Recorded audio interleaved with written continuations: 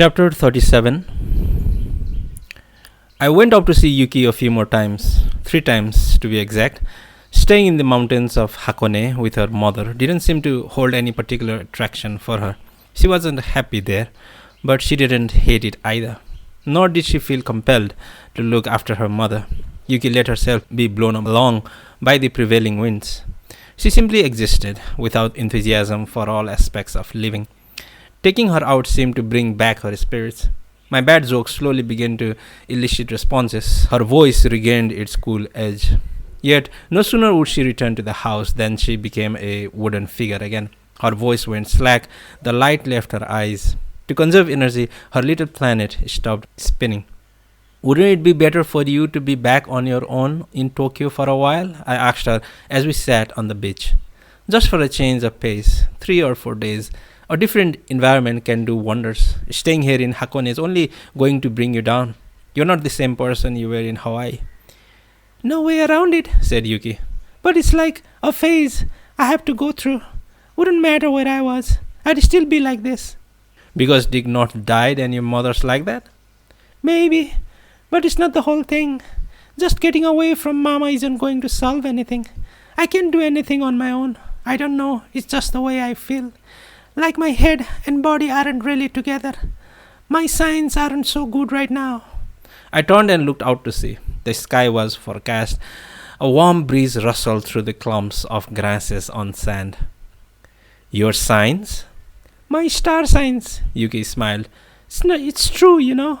The signs are getting worse. Both for Mama and me. We're on the same wavelength. We're connected that way. Even if I'm away from her. Connected? Yeah, mentally connected, Yuki said. Sometimes I can't stand it, and I try to fight it. Sometimes I'm just too tired and I give in, and I don't care. It's like I'm not really in control of myself. Like I'm being moved around by some force. I can't stand it. I want to throw everything out of the window. I want to scream, I'm only a kid, and go hide in a corner. Before it got too late, I drove Yuki home and headed back to Tokyo. Ame asked me to stay for dinner, as she invariably did, but I always declined. A very unappetizing prospect, the idea of sitting down to a meal with Mother Dreary and her disinterested daughter, both on the same wavelength, there in the lingering presence of the deceased. The dead weighted air, the silence, the night so quiet you could hear any sound. The thought of it sank a stone in my stomach. The Mad Hatter's tea party might have been just as absurd, but at least it was more animated. I played loud rock and roll on the car stereo all the way home, had a beer while cooking supper, and ate alone in peace. Yuki and I never did much. We listened to music as we drove, lolled around gazing at clouds, ate ice cream at Fujiya Hotel, rented a boat on Lake Ashinoko. Mostly we just talked and spent the whole afternoon watching the day pass, the pensioner's life. Once, upon Yuki's suggestion that we see a movie, we drove all the way down to Odawara. We checked the listings and found nothing of interest. Gotenda's Unrequited Love was playing at a second-run theater. And when I mentioned that Gotenda was a classmate from junior high school whom I got together with occasionally, Yuki got curious. Did you see it? Yeah, I admitted. I saw it. I didn't say how many times. Was it good? Asked Yuki. No, it was dumb. A waste of film, to put it mildly. What does your friend say about the movie? He said it was a dumb movie and a waste of film. I laughed. And if the performer himself says so, you can be sure it's bad. But I want to see it anyway. As you wish. You don't mind? It's okay. One more time's not going to hurt me, I said. On a weekday afternoon, the theater was practically empty. The seats were hard, and the place smelled like a closet. I bought Yuki a chocolate bar from the snack bar as we waited for the movie to start. She broke off a piece for me. When I told her it'd be a year since I'd last eaten chocolate, she couldn't believe it. Don't you like chocolate? It's not a matter of like or dislike, I said. I guess I'm just not interested in it. Interested? You are weird. Whoever heard of not liking chocolate? That's abnormal.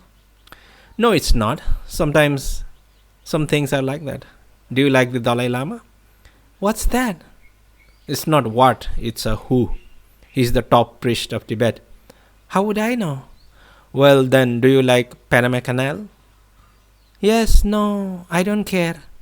Okay, how about the International Dateline, or PI, or the Antitrust Act, or the Jurassic Period, or the Senegalese National Anthem?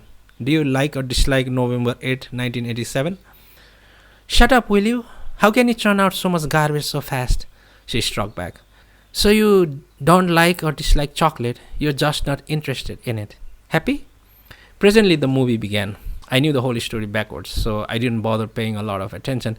Yuki didn't think much of the picture either, if the way she muttered to herself was any indication. On screen, the handsome teacher Gotanda was explaining to his class how mollusks breathe. Simply, patiently, with just the right touch of humor, the girl lead gazed at him. Is that guy your friend? Yuki asked. Yeah. Seems like a real airhead, said Yuki. You said it, I said, but only in the film. In real life, he's a real good guy. Then maybe he should get into some good movies. That's what he wants to do. Not so easy though, it's a long story. The movie creaked along, obvious and mediocre plot. Mediocre script, mediocre music. They ought to have sealed the thing in a time capsule marked late 20th century mediocrity and buried it somewhere. Finally, Kiki's scene came up, the most intense point in the movie, Gotanda and Kiki sleeping together, the Sunday morning scene. I took a deep breath and concentrated on the screen. Sunday morning sunlight slanting through the blinds, the same light, same exposure, same colors as always. I had engraved every detail of that room in my brain. I could almost breathe the atmosphere of that room. Zoom in on Gotanda. His hand moves down Kiki's spine, sensuously, effortlessly caressing. The slightest tremor of response runs through her body, like a candle flame just flickering in a microcurrent of air that the skin doesn't feel. I hold my breath. Close up of Gotanda's fingers. The camera starts to pan. Kiki's face comes into view.